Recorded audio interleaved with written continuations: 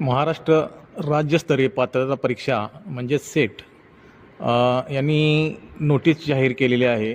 Set exam 7 April 2024 रोजी झालेल्या परीक्षेच्या निकालाबाबत जाहीर प्रकटन.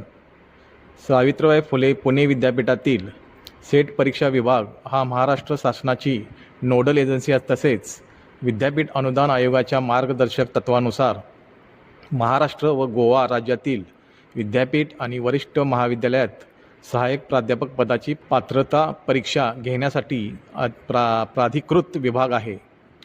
दिनांक 7 एप्रिल 2024 रोजी 39व्या सेट परीक्षेचे आयोजन सेट विभागामार्फत महाराष्ट्र व गोवा राज्यातील विद्यार्थ्यांकरिता 17 शहरांमधील विविध महाविद्यालयात आले होते.